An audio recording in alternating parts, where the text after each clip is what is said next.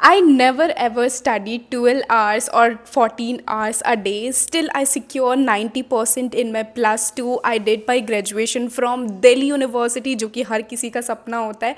And graduation में भी I got first division. And then उसके बाद I did my masters. Masters के साथ साथ I qualify my UGC NET in English literature. And now I'm working in Adda 24/7 as a CUET PG English literature lecturer. तो आखिर मैं यहाँ तक पहुँची हूँ, ये मेरी पूरी जर्नी है. और मैं अपनी लाइफ में कभी भी मैंने 12 घंटे मैंने कभी भी पढ़ाई नहीं की. तो आखिर मैंने ऐसी कौन सी ट्रिक यूज़ की होगी जिसकी वजह से मेरे हमेशा से अच्छे मार्क्स आए हैं इन स्कूल, इन कॉलेज. और इवन मैं अगर कोई जैसे मैंने कॉम्पिटिटिव एग्ज़ाम की प्रिपरेशन की तो उसमें भी ईज़िली आई क्वालिफाइड. तो मैंने आखिर क्या ट्रिक यूज़ की होगी. आप लोगों ने बहुत सारी ऐसी वीडियोस देखी होगी जिसमें लोग बताते कि हम 14 घंटे पढ़ रहे हैं, 16 घंटे, 18 घंटे हम इतना इतना पढ़ रहे हैं, इतनी देर पढ़ रहे हैं. बट मैं हमेशा से ऐसी स्टूडेंट रही ही नहीं कि मैं इतनी देर तक पढ़ भी लूँ. मैं आपको लिटरली बताती हूँ कि मैंने आज तक कितनी देर तक लगातार पढ़ाई कर रखी है. तो ज़्यादा से ज़्यादा 4 घंटे मुश्किल से, और उससे ज़्यादा मुझे नहीं लगता कि मैंने लगातार बैठकर पढ़ाई की होगी. मैंने कुछ चीज़ें अपनी लाइफ में एज अ स्टूडेंट मैंने डिस्कवर की थी, और मुझे लगता है कि वही चीज़ें जो मेरे लिए वर्क कर गई, और उन्हीं कुछ टिप्स की वजह से मैं आज यहाँ पर हूँ और आपको भी वो एडवाइस दे रही हूँ.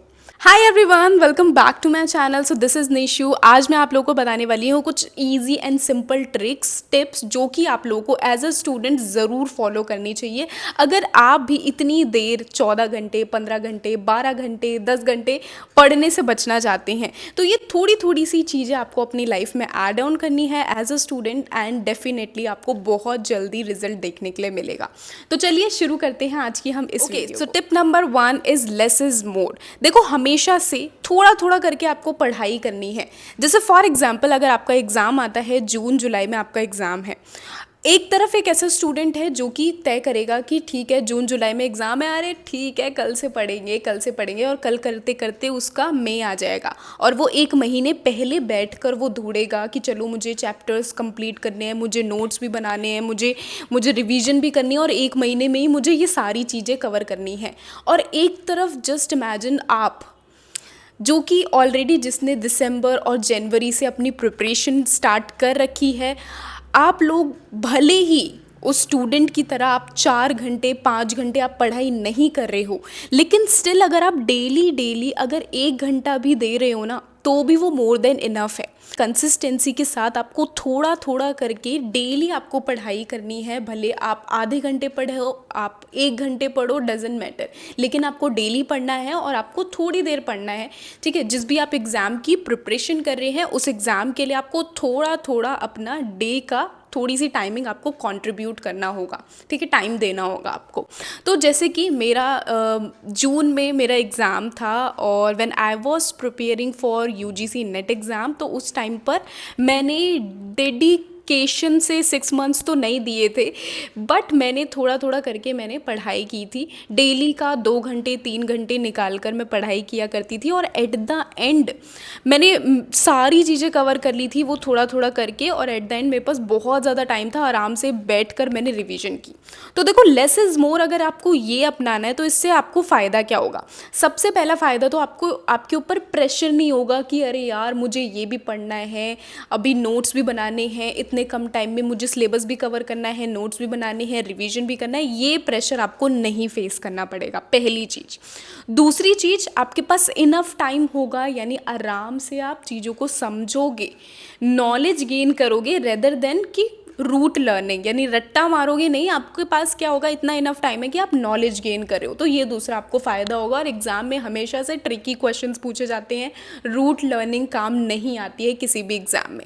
तो इसीलिए याद रखो, लेस इज़ मोर.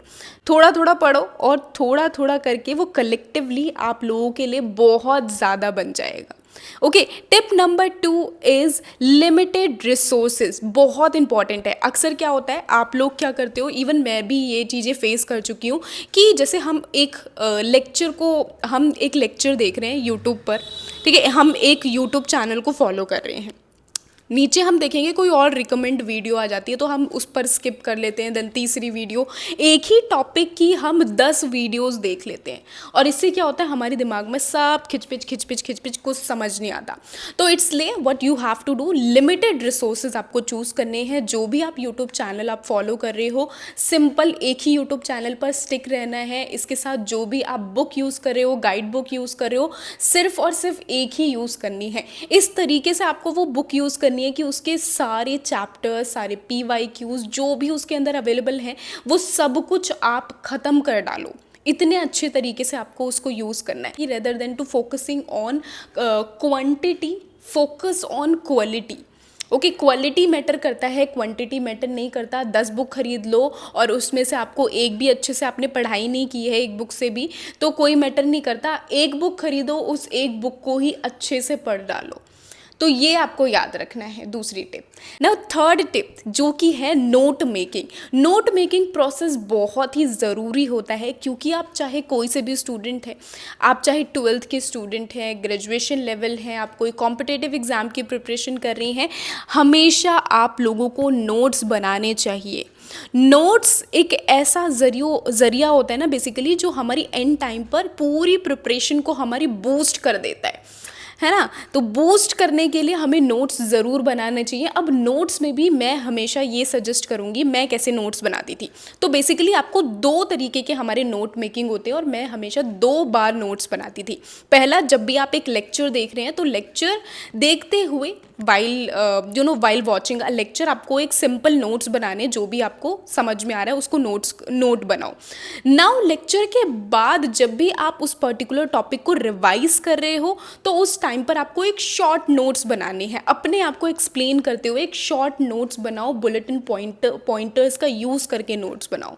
नाउ जब आपका एग्ज़ाम टाइम पास आएगा तब आपको कौन से नोट्स काम आएंगे, तो उस टाइम पर आपके शॉर्ट नोट्स बहुत काम आएंगे। अब मैं 2 नोट्स बनाने की क्यों बात कर रही हूँ, क्योंकि ऑब्वियसली होता क्या है, मेरे साथ भी ऐसा होता है कि जब भी मैं ना शॉर्ट नोट्स बना देती हूँ, कोई लेक्चर देखा मैंने और छोटे छोटे से नोट्स बना दिए, लेकिन वो कब हम भूल जाते हैं हमें पता ही नहीं चलता। तो जब दोबारा रिवीजन करने आऊँगी तो उस शॉर्ट नोट्स में से मैं आधी चीज़ें भूल जाऊँगी। तो इट्स बेटर कि आप 2 नोट्स बना सकते हो। एक, जब लेक्चर देख रहे हो तो जो चीज़ें आपको समझ में आ रही हैं एक्सप्लेन करते हुए एग्जाम्पल के साथ आप वैसे नोट्स बनाओ, और देन उसके बाद जब आपको रिवीजन करनी है तो लिख कर आप एक छोटे से नोट्स बना सकते हो। कहते हैं टिप नंबर 4 जो कि बहुत ज़्यादा इंपॉर्टेंट है और ये हमारा एक क्रूशियल रोल निभाती है हमारे एग्ज़ाम के अंदर। तो जब भी आप किसी भी एग्ज़ाम की प्रिपरेशन कर रहे हो, रिवीजन बहुत इंपॉर्टेंट होती है। रिवीजन के लिए आप ये मान लो कि एटलीस्ट अगर कोई बड़ा एग्ज़ाम है जैसे कि UPSC UGC नेट हो गया, कोई और आप एग्ज़ाम दे रहे हो, तो एटलीस्ट नहीं तो आपको 1 मंथ तो चाहिए रिवीजन करने के लिए, ठीक है। क्योंकि ये बहुत ही ज़्यादा इंपॉर्टेंट टाइम होता है एंड का। हमने जितनी भी मेहनत की है 6 महीने 7 महीने, वो सारी मेहनत को बूस्ट करता है सिर्फ और सिर्फ ये रिवीजन। और रिवीजन करनी कैसे है, आपको अपने शॉर्ट नोट्स के ज़रिए से आपको रिवीजन करनी है। ओके, तो ये एक मुझे लगता है कि ये अगर आप स्ट्रेटेजी फॉलो करते हो अपनी स्टूडेंट लाइफ में, तो मुझे लगता है बहुत ज़्यादा आपको हेल्प होने वाली है एज अ स्टूडेंट। तो आई होप कि आपको समझ में आया होगा कि आपको ये सारी टिप्स सिंपली फॉलो करनी है। रेदर टू स्टडी 12 आवर्स, आपको सिंपली ये स्मार्ट वर्क, स्मार्ट स्ट्रेटेजी, अपनी स्मार्ट स्ट्रेटेजी पर फोकस करना है। आई होप कि आपको ये समझ में आया होगा और आपको ये वीडियो अच्छी लगी होगी। तो अच्छी लगी हो तो लाइक शेयर एंड सब्सक्राइब ज़रूर कर देना ऐसी और इन्फॉर्मेटिव वीडियोज़ देखने के लिए। बाय बाय, मिलते हैं हमारे नेक्स्ट वीडियो में।